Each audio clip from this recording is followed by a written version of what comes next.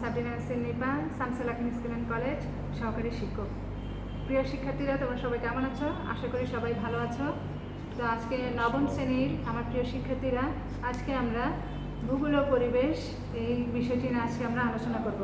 তো নবম শ্রেণীর প্রিয় শিক্ষার্থীরা, সামনে তোমাদের দ্বিতীয় সেমিস্টার পরীক্ষা। তো এই দ্বিতীয় সেমিস্টার পরীক্ষা তোমরা নিশ্চয়ই তোমাদের পরীক্ষার রুটিন এবং সিলেবাস সবই পেয়ে গেছো। তারপরও আজকে আবারও আমি তোমাদের একটু সিলেবাসটা আবারও তোমাদেরকে দেখিয়ে দিচ্ছি যে তোমাদের সামনে আমাদের 12 তারিখ থেকে দ্বিতীয় সেমিস্টার পরীক্ষা। তো এক্ষেত্রে তোমরা আবার একটু দেখে নাও আমাদের দ্বিতীয় সেমিস্টারে ভূগোল ও পরিবেশে কী কী অধ্যায় আছে। মাত্র এখানে 4টি অধ্যায় আছে, দ্বিতীয় অধ্যায়, ষষ্ঠ অধ্যায়, সপ্তম এবং অষ্টম, এই 4টি অধ্যায় আমাদের এখানে আছে। তো প্রিয় শিক্ষার্থীরা, তোমাদের এই অধ্যায় থেকে আমি তোমাদের জন্য কিছু অনুধাবনমূলক প্রশ্ন এবং সৃজনশীল প্রশ্ন তোমাদের কিছু দিয়েছি। এগুলো অবশ্যই তোমরা ভালো করে দেখবে এবং এগুলো প্রশ্নগুলো রেডি করে তোমরা পড়বে।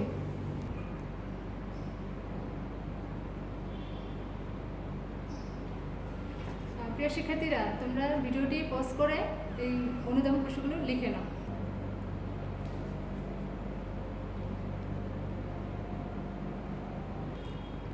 শিক্ষার্থীরা, এবার ষষ্ঠ অধ্যায়ের অনুধাবনমূলক প্রশ্ন এবং সৃজনশীল প্রশ্নগুলো লিখে নাও।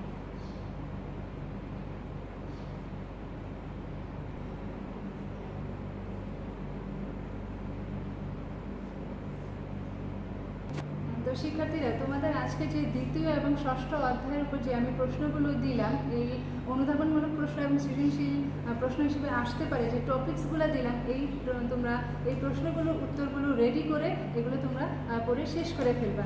আবার পরবর্তী ক্লাসে তোমাদের বাকি অধ্যায়গুলো সেগুলো আমি প্রশ্ন দিব। তবে আমি যেগুলো দিব অবশ্যই তোমাকে এগুলো যেহেতু ভেরি ভেরি ইম্পর্ট্যান্ট, যেগুলো গুরুত্বপূর্ণ সেগুলো আমি দিয়েছি, এগুলো অবশ্যই তোমাদের পড়তে হবে, শেষ করতে হবে। তো এখন আমরা দেখো দ্বিতীয় অধ্যায় নিয়ে আমরা আলোচনা করি।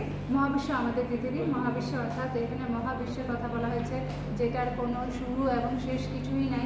আজ পর্যন্ত কোনো বিজ্ঞানী এত গবেষণা করতেছে, তারপরেও তারা বলতে পারতেছে না যে মহাকাশের শুরু কোথা থেকে হয়েছে আর এটা শেষই বা কোথা থেকে হয়েছে। এটা আদি অন্তহীন, এটা শুরুও নাই শেষ নাই, এক বিশাল। এক্ষেত্রে আমরা এই বিশাল আদি অন্তহীন এই আকাশকে আমরা মহাকাশ বলে থাকি। এই মহাকাশে আছে অসংখ্য জ্যোতিষ্ক। আমরা মহাকাশে যা কিছু দেখতে পাচ্ছি সবই হচ্ছে তোমার জ্যোতিষ্কের অন্তর্ভুক্ত। এগুলোকে জ্যোতিষ্ক বলা হয়, যেমন গ্রহ, উপগ্রহ, নক্ষত্র, গ্যালাক্সি, মেরিকা ইত্যাদি, এগুলো সবই তোমার জ্যোতিষ্কের অন্তর্ভুক্ত। এই জ্যোতিষ্কগুলোর আবার এক একটা নাম আছে, এগুলো আমরা একটু ভালো করে পড়বো। যেমন প্রথমে তোমাদের দেওয়া আছে নক্ষত্র। নক্ষত্র কোনগুলো? যে সকল জ্যোতিষ্কে নিজস্ব আলো আছে, যারা মিটমিট করে জ্বলে, তাদের নিজস্ব আলো আছে, তাদেরকে নক্ষত্র বলে। যেমন গ্রহের কি নিজস্ব কোনো আলো আছে? না, গ্রহের কোনো নিজস্ব আলো নেই, এক্ষেত্রে এটা নক্ষত্র নয়। আবার আকাশের দিকে তাকালে আমরা দেখি মিটমিট করে জ্বলে, সেগুলোকে আমরা নক্ষত্র বলে থাকি, কারণ এগুলো নিজস্ব আলো আছে। তো এই নক্ষত্রগুলো তোমার খুবই, এখানে প্রায় 6000 ডিগ্রি সেলসিয়াস তাপমাত্রা থাকে, হাইড্রোজেন এবং হিলিয়াম গ্যাস দ্বারা গঠিত। এই নক্ষত্র একটা নক্ষত্র থেকে আরেকটা নক্ষত্রের দূরত্ব এতটাই দূরত্ব যে এগুলো আসলে কোনো কিলোমিটার বা কোনো কিছুতে এদের মাপা যায় না। তারপরেও বিজ্ঞানীরা একটা পদ্ধতি আবিষ্কার করেছে, সেটাকে বলা হচ্ছে আলোকবর্ষ। অর্থাৎ আলো আমরা জানি প্রতি সেকেন্ডে প্রায় 3 লক্ষ কিলোমিটার বেগে যায়। সেক্ষেত্রে এক বছরে আলো যে পরিমাণ দূরত্ব অতিক্রম করে সেটাকে বলা হচ্ছে এক আলোকবর্ষ। এরকম একটা নক্ষত্র থেকে আরেকটা নক্ষত্রের দূরত্ব হাজার হাজার আলোকবর্ষ, যেটা আসলে কল্পনা করা যায় না। আমরা শুধু জানি, পড়ি, আসলে এতটা আমাদের কল্পনা করার দরকার নেই, আমরা সুস্থ থাকি। এরপর দেখো নক্ষত্রমণ্ডলী। এই যে আকাশে যে আমরা যে মিটমিট করে জ্বলে যে তারাগুলো দেখতে পাই, এই তারাগুলো যখন কতগুলো নক্ষত্র একসাথে থাকে সেটাকে নক্ষত্রমণ্ডলী বলা হয়। এই কতগুলো নক্ষত্র যখন একসাথে থেকে এক এক রকম আকৃতি ধারণ করে, এগুলোকে আবার বিজ্ঞানীরা বিভিন্ন নাম দিয়েছে। যেমন কোনোটা ধরো একসাথে 7টা তারা দেখা গেলো, এরা আবার বিভিন্ন কাল্পনিক রেখা দ্বারা তারা আগে এইভাবে দেখো, এইভাবে কাল্পনিক রেখা দ্বারা আঁকলে একটা চিহ্নের মতো হয়, এগুলিকে তারা এক একটা নাম দিয়েছে। এটা 7টা তারা মিলে এইটা করা হয়েছে, এই জন্য একটা নাম দিয়েছে সপ্তর্ষি। আবার কোনোটা তোমার কি এরকম রয়েছে, ওরা আবার এইভাবে করে দিয়েছে, এটা হচ্ছে ধনুকের মতো। এরকম তারা নক্ষত্রগুলোকে একত্র করে বিভিন্ন কাল্পনিক রেখা দ্বারা একে বিভিন্ন নাম তারা দিয়েছে। তো এইগুলো নক্ষত্রমণ্ডলী কাকে বলে সেটাও আমরা পড়ে নিব। তারপরে এখানে গ্যালাক্সি, নীহারিকা, ছায়াপথ, উল্কা, ধূমকেতু ইত্যাদি আছে, এগুলো তোমরা আগেও আমরা পড়েছি। এগুলো আবার একটু আমরা সংক্ষিপ্ত প্রশ্নের জন্য পড়ে নিব। এক্ষেত্রে আমি উল্কাটা একটু আলোচনা করি। উল্কা হচ্ছে রাতে আকাশের দিকে, আমরা অন্ধকারে আকাশের দিকে তাকালে মনে হচ্ছে কোনো একটা আলো ছুটছে, অর্থাৎ সেটার গতিটা বোঝা যাচ্ছে যে এখানে দেখলাম, কতক্ষণ পরে দেখি এখানে এটা চলে আসছে। এটা গতিটা বোঝা যাচ্ছে। এক্ষেত্রে এইগুলোগুলো আমরা উল্কা বলে থাকি বা নক্ষত্র পতন বা তারা খসা বলা হয়ে থাকে। অর্থাৎ যখনই এগুলো তোমার এই পৃথিবী থেকে আমরা এই নক্ষত্রটা দেখতেছি, যখন এটা পৃথিবীর কাছাকাছি আসে তখন এটা পৃথিবীর বায়ুমণ্ডলে এসে এটা জ্বলে ওঠে এবং পৃথিবীর দিকে চলে আসে, তখন আমরা দেখতে পাই। আর এটাকে বলা হচ্ছে তোমার উল্কা। এরপর আছে ধূমকেতু, যেটা মহাকাশে খুবই বিস্ময়কর একটা জ্যোতিষ্ক, যেটা প্রতি 76 বছর পর পর দেখা যায়। কেন সেটা 76 বছর পর পর দেখা যায়? কারণ এটার কক্ষপথ অতি দীর্ঘ। যখনই এটা পৃথিবীর কাছাকাছি আসে তখনই আমরা এই ধূমকেতুটা দেখতে পাই। এটা অর্থাৎ যখন এই ধূমকেতুটা আসে, ধরো এটার কক্ষপথ সেই বিশাল, যখন এটা আমরা পৃথিবীর কাছাকাছি আসে তখনই আমরা এই ধূমকেতুটা দেখতে পাই। প্রায় এটা 76 বছর পর পর দেখা যায়। বিজ্ঞানী এডমন্ড হেলি তিনি সর্বপ্রথম এটা দেখেছেন, এই জন্য তার নাম অনুসারে এটার নামকরণ করা হয়েছে হেলি ধূমকেতু, যেটা 76 বছর পর পর দেখা যায়। এরপর আছে আমাদের গ্রহ উপগ্রহ। এগুলো অবশ্যই এগুলো সংজ্ঞাগুলো খুব ভালো করে পড়তে হবে। কোনটা গ্রহ কোনটা উপগ্রহ এগুলো যদি না বুঝো তাহলে তুমি কিছুই বুঝতে পারবে না। এই জন্য তোমাকে এই সংজ্ঞাগুলো ভালো করে পড়তে হবে। গ্রহ হচ্ছে যেটা সূর্যকে কেন্দ্র করে ঘুরে, অর্থাৎ সূর্যের চারিদিকে, আর উপগ্রহ হচ্ছে যেটা গ্রহের চারিদিকে ঘুরবে। এই জিনিসগুলো তুমি যদি চিত্রের মাধ্যমে ভালো করে দেখো এবং জানো, অবশ্যই সেটা তোমার ভালো মনে থাকবে। দেখো আমি এখানে প্রথমে একটা সূর্য আঁকলাম, যেটা আমরা সৌরজগৎ। সৌরজগৎ হচ্ছে সূর্যের পরিবার, অর্থাৎ সূর্য, এখানে গ্রহ উপগ্রহ নক্ষত্র যা যা সূর্যকে কেন্দ্র করে ঘোরে ওটাই হচ্ছে সূর্যের পরিবার, ওটাই হচ্ছে সৌরজগৎ। অর্থাৎ এখানে ব্যাপার এই যে বিভিন্ন গ্রহগুলো কি সূর্যকে কেন্দ্র করে ঘুরতেছে, এগুলো হচ্ছে আমার কক্ষপথ। এই পথে সেই গ্রহগুলো যাচ্ছে, এটাকে বলা হচ্ছে যে যেই পথে যাচ্ছে সেটা হচ্ছে তার কক্ষপথ। এই কক্ষপথে এগুলো কি তোমার এই গ্রহ উপগ্রহ নক্ষত্র যা আছে ইত্যাদি সব কি তাকে কেন্দ্র করে ঘুরতেছে। এই যে গ্রহগুলো সূর্যকে কেন্দ্র করে ঘুরতেছে, এই জন্য এটাকে বলা হচ্ছে গ্রহ। আর যেটা আমরা দেখতে পাচ্ছি যে তোমার পৃথিবী থেকে তোমার আছে কি চাঁদ আমরা বলি চাঁদ একটি উপগ্রহ, কারণ সেটা সূর্যকে কেন, এটা পৃথিবীর চারিদিকে আবার ঘুরতেছে। তখন সেটাকে আবার আমরা বলতেছি উপগ্রহ, যেটা তোমার পৃথিবী গ্রহের চারিদিকে ঘুরবে সেটা উপগ্রহ, আর যেটা সূর্যের চারিদিকে ঘুরবে সেটাকে আমরা গ্রহ বলে থাকি। এক্ষেত্রে আরেকটি প্রশ্ন আছে কৃত্রিম উপগ্রহ। কেন সেটা আবার কৃত্রিম হলো? কৃত্রিম এ কারণে যে সেটা প্রকৃতির না, সেটা মানুষের তৈরি। অর্থাৎ মানুষ এমন কিছু জিনিস আবিষ্কার করেছে এবং সেটা মহাশূন্যে ছেড়ে দিচ্ছে এবং সেটা তোমার পৃথিবীর চারিদিকে ঘুরতেছে। এই জন্য এটাকে বলা হচ্ছে কৃত্রিম উপগ্রহ বা ইংরেজিতে স্যাটেলাইট। তোমরা স্যাটেলাইটের নাম শুনেছো তাই না? স্যাটেলাইট নাম শুনে কিন্তু উপগ্রহের নাম শুনে। আচ্ছা, কৃত্রিম উপগ্রহ ইংরেজি হচ্ছে স্যাটেলাইট, যেটা অবদান মানুষ এটার সুফল খুবই ভোগ করতেছে, যেটার মাধ্যমে আমরা জানতে পারতেছি বিভিন্ন দেশের তথ্য আমরা আদান প্রদান করতে পারতেছি, জানতে পারতেছি। গোয়েন্দাগিরিতে কৃত্রিম উপগ্রহ বেশি ব্যবহৃত হয়। এছাড়া আমরা বিভিন্ন আবহাওয়া দুর্যোগ ইত্যাদি আমরা কৃত্রিম উপগ্রহের মাধ্যমে জানতে পারতেছি। আচ্ছা, এরপর দেখো যে সৌরজগৎ। সৌরজগতে যে 8টি গ্রহ নিয়ে গঠিত, এই 8টি গ্রহ সবগুলি আমাদের করতে হবে। সবগুলি তোমরা কিভাবে করবে? এখানে তোমাদের বইয়ে কিন্তু তোমাদের একটা পেজে ছক দেয়া আছে, 8টা গ্রহ দেয়া আছে। 8টা গ্রহ অবশ্যই এটি সিরিয়াল মেনটেন করতে হবে, যে প্রথমে কার অবস্থান, প্রথমে বুধ, তারপরে শুক্র, তারপরে পৃথিবী, এভাবে করে তোমার সিরিয়ালটা অবশ্যই মেনটেন করতে হবে। এইভাবে সিরিয়ালে করে 8টি গ্রহ করবে এবং যে ছকটা দেয়া আছে প্রত্যেকটা গ্রহ সূর্য থেকে কী পরিমাণ দূরত্বে অবস্থিত, প্রত্যেকটা গ্রহের ব্যাস কত, প্রত্যেকটা গ্রহের কত দিনে বছর হয়, অর্থাৎ সূর্যকে একবার পরিক্রমণ করতে কত সময় নেয়, সেই জিনিসগুলো তোমাকে অবশ্যই ভালো করে করতে হবে। এবং এই সাথে কার কয়টা উপগ্রহ আছে, সব গ্রহের কিন্তু উপগ্রহ নাই, যেমন বুধ শুক্রে কোনো উপগ্রহ নেই। তো এইভাবে কার উপগ্রহ আছে, কয়টি আছে, কার নাই, সেগুলো ভালো করে করতে হবে। অর্থাৎ ছকটা খুব ভালো করে তৈরি করে তোমাকে এটা খুব ভালো করে মুখস্থ করতে হবে। তাহলে উদ্দীপকে যখন তোমার সৌরজগৎ থেকে প্রশ্ন আসবে তাহলে তুমি ধরতে পারবে। চিত্রটাও অবশ্যই চিত্রে তোমাকে সিরিয়াল মেনটেন করতে হবে। এখানে প্রথমে দেওয়া আছে বুধ, তারপরে শুক্র, তারপরে তোমার পৃথিবী, তারপরে মঙ্গল, এইভাবে বৃহস্পতি, তারপর শনি। অবশ্যই সিরিয়ালটা মেনটেন করে তোমাকে শিখতে হবে। তা না হলে দেখো যখন তোমাকে প্রশ্নে উদ্দীপক বা পরীক্ষায় তোমাদের প্রশ্নে যখন আসবে, চিত্র দিয়ে আসবে, তখন কীভাবে, তখন হয়তো বা এরকম করে তোমাদের আসতে পারে। এখানে যে কোনো একটা দিয়ে দিল যে এইটা কোন গ্রহ, বা এখানে দিয়ে দিলাম এ, এটা দিলাম বি, এ কোন গ্রহ, আগে এই গ্রহটি তোমার নাম ধরতে হবে, তারপর সেই গ্রহটি সম্পর্কে বর্ণনা। তারপর বি কোন গ্রহ, সেটা নামটা আগে আমাকে ধরতে হবে, এটা কোন গ্রহটা আগে জানতে হবে, তারপর তুমি জানতে পারলে সেই গ্রহের বর্ণনা দিতে পারবে। এই জন্য তোমাকে চিত্র আকারে তোমার সিরিয়াল বাই গ্রহগুলো শিখতে হবে। গ্রহগুলো অবশ্যই 8টি গ্রহ ভালো করে শিখবে, এবং সেই ক্ষেত্রে এই যে সূর্য আছে, সূর্য সম্পর্কে আমরা একটু জানবো, কারণ সূর্য না থাকলে আমাদের পৃথিবীরও কোনো অস্তিত্ব থাকতো না, আমাদের পৃথিবীর কোনো দাম থাকতো না, আমাদের সূর্য না থাকলে আমাদের পৃথিবী আলোকিত হতো না, পৃথিবী আলোকিত না হলে আমাদের জীবজগৎ প্রাণীর অস্তিত্ব থাকতো না। অবশ্যই সূর্যকে কেন্দ্র করি। হ্যাঁ, যদি আমরা জানি পৃথিবী একটি আদর্শ গ্রহ, যেখানে বাঁচার জন্য যা যা দরকার সবই আছে, তারপরও পৃথিবী কেন আদর্শ? আজকে সূর্য না থাকলে পৃথিবীও আদর্শ হতে পারতো না। এই জন্য অবশ্যই সূর্যটা সম্পর্কে অবশ্যই আমাদেরকে ভালো করে পড়তে হবে।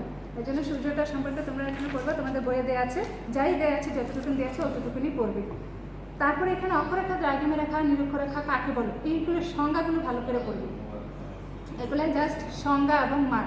অক্ষরেখা কাকে বলে, নিরক্ষরেখা কাকে বলে, দ্রাঘিমা রেখা কাকে বলে।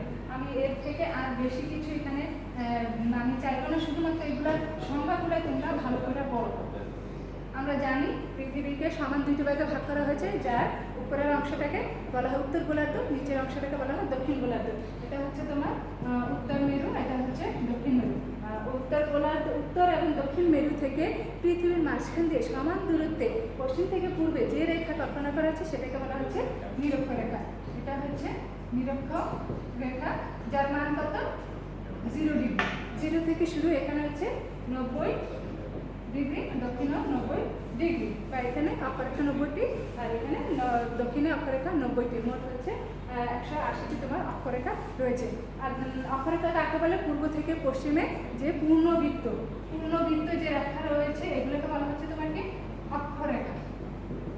আর যেগুলা উত্তর মেরু থেকে দক্ষিণ মেরুতে অর্ধবৃত্ত রেখাগুলো কল্পনা করা হয়েছে সেগুলোকে বলা হচ্ছে তোমার দ্রাঘিমা রেখা। তো এখানে উত্তর মেরু থেকে দক্ষিণ মেরু পর্যন্ত যে রেখাগুলো কল্পনা করা হয়েছে সেগুলোকে বলা হচ্ছে তোমার দ্রাঘিমা রেখা, অর্থাৎ অর্ধবৃত্ত।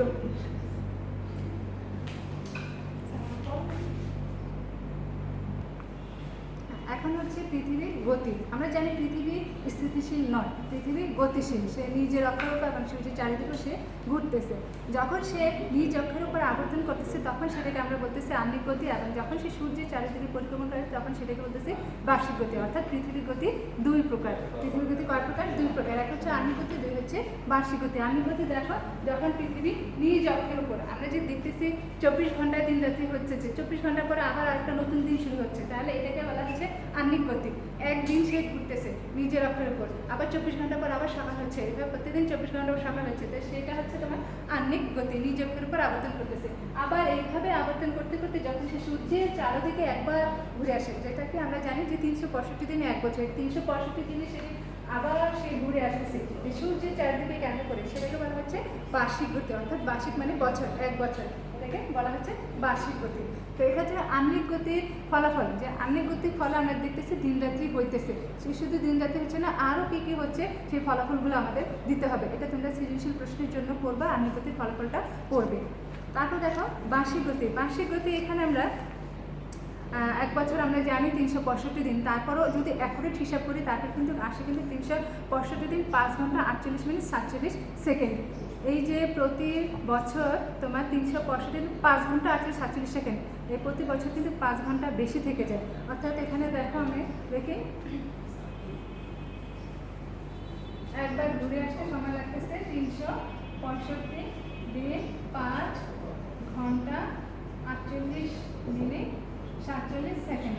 আমরা কিন্তু বছর যখন হিসেব করি 365 দিনে এক বছর এটা বলি, 366 দিনে এক বছর বলি না, বা 365 দিন 5 ঘন্টা এক বছর বলি না, বলি কি 365 দিনে এক বছর। কিন্তু প্রতি বছর 5 ঘন্টা 48 মিনিট, 48 মিনিট প্রায় এখানে আমরা জানি 60 মিনিট, এখানে 12 মিনিটে কিন্তু প্রায় এখানে 6 ঘন্টার মতো তোমার অতিরিক্ত প্রতি বছরই থেকে যায়। তাহলে প্রতি বছর 6 ঘন্টা হলে আমি দেখি তার পরের বছরও 5 ঘন্টা 38 হবে, তার পরের বছর 5 ঘন্টা, তার পরের বছর, এরকম দেখা 4 বছর যোগ করলে একদিন সমান হয়ে যায়। প্রায় একদিনের সমান এখানে আরও 48 মিনিটগুলো যোগ করলে প্রায় 24 ঘন্টার কাছাকাছি চলে আসে, 23 ঘন্টা সামথিং হয়। তাহলে এই 24 মিনিট একদিন সময় কিন্তু আমার অতিরিক্ত থেকে যাচ্ছে। তাহলে এর জন্য এই একটা দিনকে তারা কি করতেছে, প্রতি 4 বছর পর পর এই একটা দিন তারা আবার এই তোমার 365 দিনের সাথে একদিন যোগ করে 366 দিন করে, যেটাকে বলা হচ্ছে যেই দিন তোমার যেই বছরে 366 দিন যোগ করা হবে তখনই কিন্তু তোমার লিপ ইয়ার হবে। এই অতিরিক্ত একটা দিন তোমার ফেব্রুয়ারি মাসে একদিন বাড়িয়ে 29শে ফেব্রুয়ারি করা হয়। তোমার এই যেই বছর 366 দিন হবে সেটাকে বলা হচ্ছে লিপ ইয়ার বা অধিবর্ষ। তো অধিবর্ষটা কি আমি মনে হয় তোমাদের বুঝাতে পারছি যে আমরা জানি 365 দিনে এক বছর, কিন্তু যেই বছরই তোমার 366 দিন হবে সেই বছরটাই হবে অধিবর্ষ বা লিপ ইয়ার। আচ্ছা, এরপর তোমার বার্ষিকগতি ফলাফল। বার্ষিকগতি ফলাফল আমরা জানি যে বার্ষিকগতির ফলে ঋতু পরিবর্তন হয়, দিন রাত্রি হয়, আহ্নিকগতি সংগঠন হয়, আহ্নিকগতির ফলে দিন রাত্রি সংগঠন হয়, আর বার্ষিকগতির ফলে তোমার দিন রাত্রি ছোট বড় হয়। আমরা যেমন দেখি গরমকালে দিন বড়, আবার শীতকালে কি দিন ছোট রাত বড় দেখি। এটা কেন? এই বার্ষিক গতির কারণে হয়ে থাকে, অর্থাৎ ঋতু পরিবর্তন। গ্রীষ্মকাল হচ্ছে, শীতকাল হচ্ছে, তোমার শরৎকাল, বসন্তকাল, এগুলো বার্ষিক ঋতু। এখানে তোমাদের 4টা ঋতুর কথা বলা আছে। এই 4টা ঋতু তোমরা ভালো করে পড়বে। এখানে খুব সুন্দর করে তোমাদের যেভাবে বই সুন্দর করে 4টা ঋতু দেওয়া আছে, যেমন উত্তর গোলার্ধে গ্রীষ্মকালে, দক্ষিণ গোলার্ধে শীতকাল, আবার উত্তর গোলার্ধে শরৎকাল, দক্ষিণ গোলার্ধে বসন্তকাল, এরকম যে 4টা দেওয়া আছে, 4টা পয়েন্টে ঋতু পরিবর্তনের 4টা প্রক্রিয়ায় তোমরা ব্যাখ্যাটা ভালো করে পড়বে। এই একটা ব্যাখ্যা যদি তোমরা ভালো করে পড়তে পারো, সবগুলো ব্যাখ্যা তোমরা লিখতে পারবে। তো অবশ্যই এই 4টি ব্যাখ্যা তোমরা ভালো করে পড়ে নেবে। এরপর আমরা দেখে আছি আমাদের তারপর ষষ্ঠ অধ্যায় আছে আমাদের সিলেবাসে, কিন্তু দ্বিতীয় সেমিস্টার ষষ্ঠ অধ্যায় আছে। ষষ্ঠ অধ্যায় কি আছে? ষষ্ঠ অধ্যায় আছে বাড়ি মণ্ডল। বাড়ি অর্থ কি? বাড়ি অর্থ পানি, অর্থাৎ পানি মণ্ডল। এখানে আমরা পানি নিয়ে আলোচনা করতেছি। মহাবিশ্বে আমরা জানি আমাদের পৃথিবীতে প্রায় 71 ভাগ পানি আর তোমার 29 ভাগ হচ্ছে স্থলভাগ। এই 71 ভাগ পানিকে আবার 100 ভাগ ধরে নিলে আমি দেখা যাচ্ছে যে 97% হচ্ছে তোমার সমুদ্র। 97% সমুদ্র, বাকি 3% হচ্ছে তোমার এখানে দেয়া আছে ব্যাখ্যা, সেটা আমরা করে নিব। হিমবাহ আছে 2%, হিমবাহ অর্থাৎ বরফ আকারে আছে সংরক্ষিত 2%, আর বাকি 1% হচ্ছে তোমার বৃষ্টির পানি, নদীর পানি, ভূগর্ভস্থ পানি, জলীয় বাষ্পপূর্ণ পানি ইত্যাদি ইত্যাদি, বাকি 1%। তো এখান থেকে তোমাদের নদীতে এসে থাকে যেমন ভূগর্ভের পানি কত পার্সেন্ট আছে, এই তাহলে ছকটা একটু ভালো করে আমরা নদীর জন্য পড়ে নিব। তো এখানে তোমার পানি সাধারণত এখানে যে বিস্তৃত পানি, এই পানিটিকে আবার বিভিন্নভাবে ভাগ করা হয়েছে, অর্থাৎ মহাসাগর, সাগর, উপসাগর ইত্যাদি। তোমাদের প্রশ্ন আমি দিয়েছি মহাসাগর কাকে বলে, সাগর কাকে বলে, উপসাগর কাকে বলে, হ্রদ কাকে বলে ইত্যাদি। এই জিনিসগুলো একটু ভালো করে পড়তে হবে। মহাসাগর কি?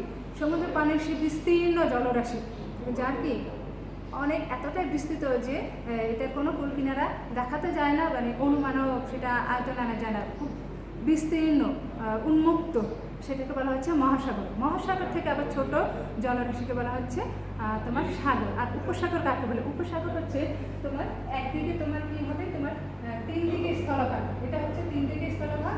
আর দেখো আমি একটা মনে রাখলাম, এটা হচ্ছে তোমার কি মাটি বা স্থলভাগ, আর এটা হচ্ছে তোমার পানি। দেখো 3 দিকেই কিন্তু মাটি, 3 দিকে মাটি, একদিকে জলভাগ, এইটাকে বলা হচ্ছে তোমার কি উপসাগর।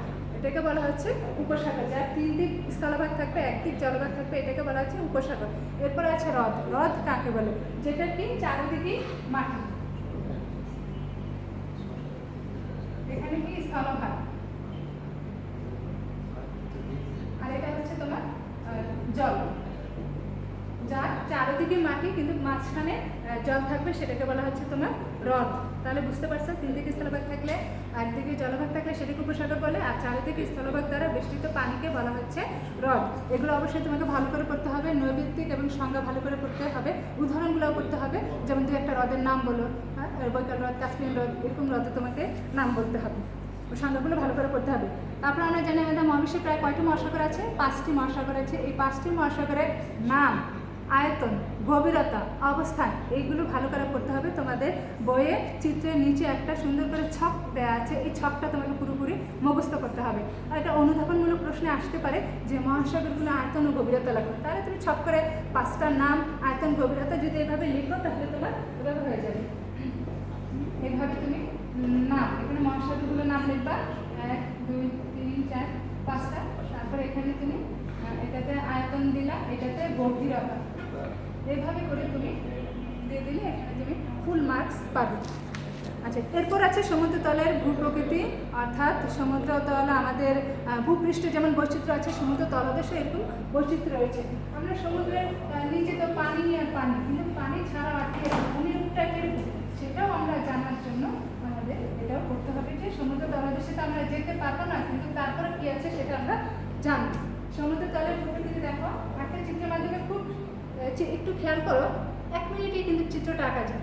আমি চাই না পরীক্ষার হলে তোমরা খুব পেন্সিল দিয়ে রাবার দিয়ে ঘষাঘষি করে এখানে অনেক 5 মিনিট সময় নষ্ট করো। খুব সহজে একটু খেয়াল করো, 1 মিনিটেই কোনো প্রকার মুছামুছি ছাড়াই যেন চিত্রটা আঁকা যায়, এইভাবে করে তোমরা পরীক্ষার খাতে চিত্রগুলো আঁকবে। দেখো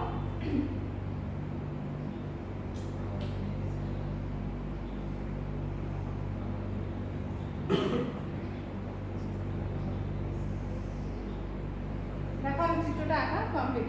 এখন আমাকে ইন্ডিকেট করতে হবে যে সমুদ্রতলে 5টি ভূপ্রকৃতি রয়েছে। এই 5টি ভূপ্রকৃতি কী কী আমরা নামগুলো আগেও করেছি জানি, মহিডাল, মহীসোপান, তারপর তোমার মহীসোপান, মহিডাল, সমুদ্রতলের ভূপ্রকৃতি, সমভূমি, গভীর খাত এবং শৈলশিরা। এগুলো তোমাকে চিহ্নিত করতে হবে এবং জায়গা কোন স্থানটাকে কী বলা হয় নামগুলো ভালো করে জানতে হবে।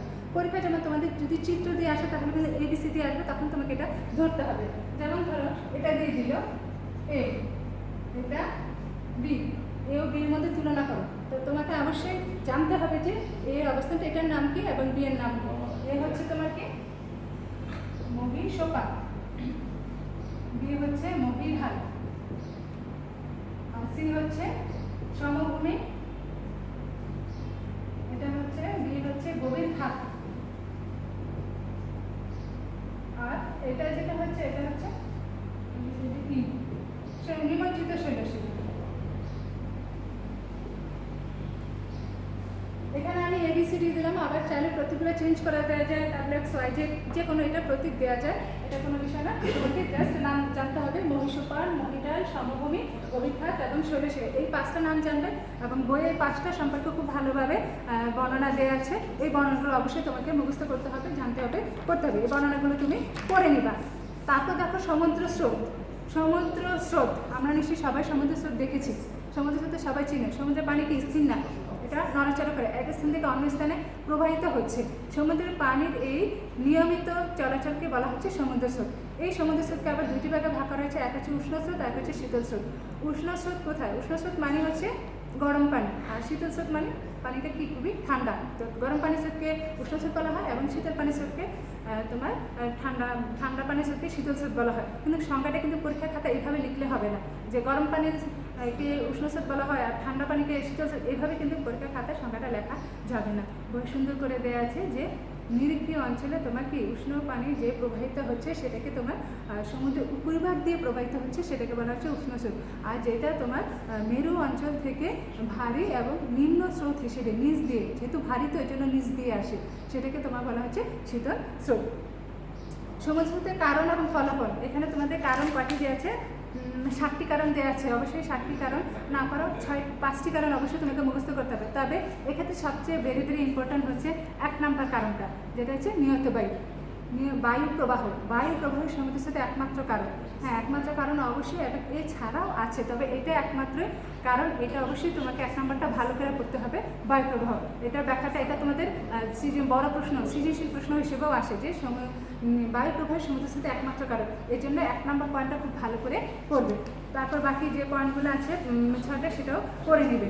এরপর হচ্ছে সমুদ্র স্রোতের প্রভাব অর্থাৎ ফলাফল। সমুদ্র স্রোতের প্রভাব হচ্ছে 2 রকম, একটা হচ্ছে উষ্ণ স্রোত, একটা হচ্ছে শীতল স্রোত। 2 রকম প্রভাব, ভালো আছে খারাপও আছে। অর্থাৎ যখন সমুদ্র স্রোতের উপর দিয়ে যখন বায়ুগুলো প্রবাহিত হয় তখন সে প্রচুর পরিমাণে জলীয় বাষ্প গ্রহণ করে। এই উষ্ণ স্রোতের উপর দিয়ে যে বায়ুটা আসে সেই বায়ু যখন স্থলভাগে আসে তখন প্রচুর বৃষ্টি হয়, স্থলভাগে বৃষ্টিপাত হয়। বৃষ্টিপাত হলে অবশ্যই কি, যেটা কৃষিকাজের জন্য খুবই সুবিধাজনক, আবহাওয়া ঠান্ডা থাকে, বনভূমির সৃষ্টি হয়, এগুলো হচ্ছে তোমার কি সুবিধা, উপকার।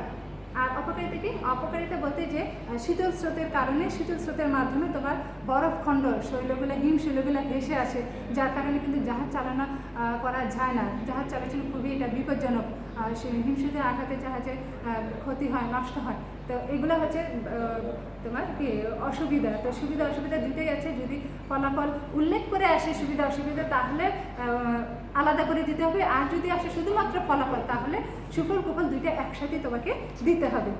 এরপর আছে হচ্ছে তোমাদের জোয়ার ভাটা। জোয়ার ভাটা তোমরা আগে বলেছো জোয়ার এবং ভাটা। জোয়ার ভাটা বলতে কি বুঝি? জোয়ার হচ্ছে সমুদ্রের পানি যখন ফুলে ওঠে।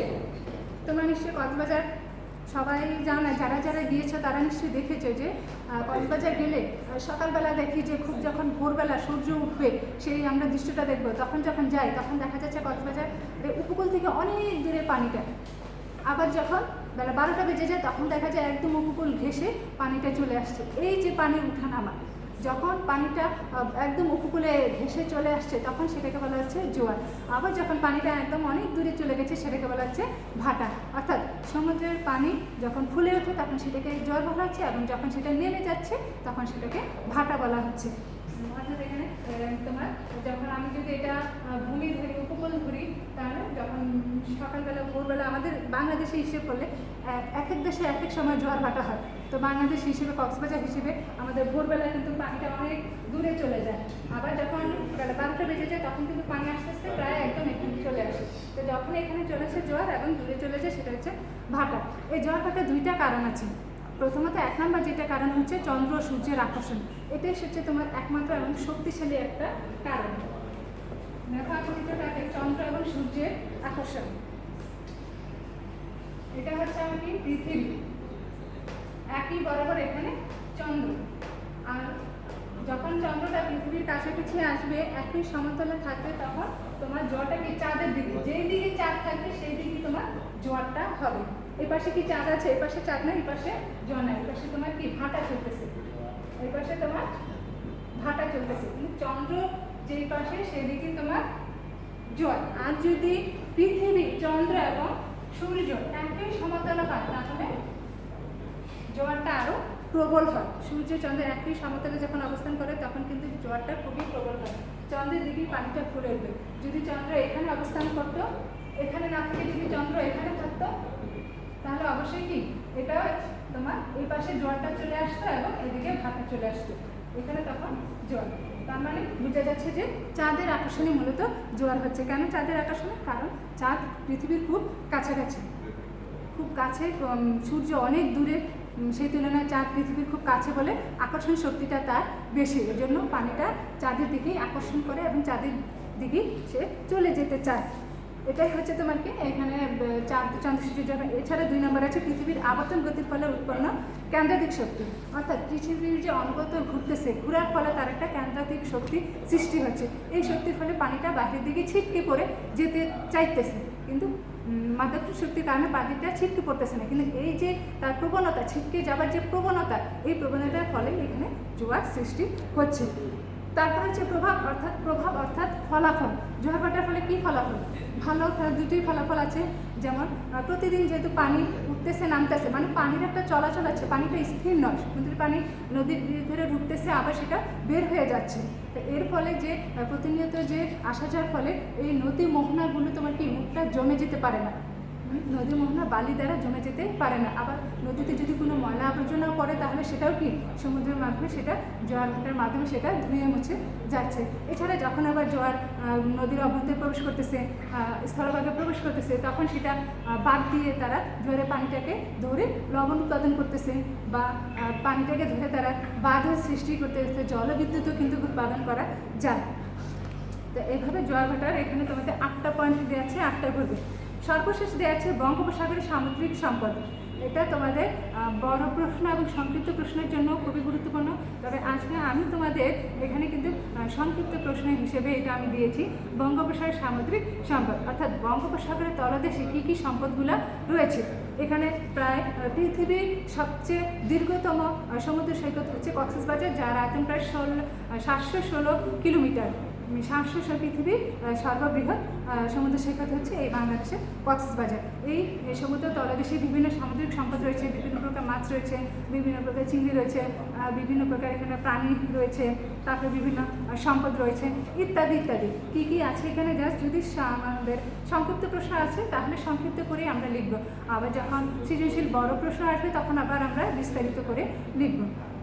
তো শিক্ষার্থীরা, আজকে আমি তোমাদের এই দুইটি অধ্যায়ে আলোচনা করলাম, দ্বিতীয় এবং ষষ্ঠ।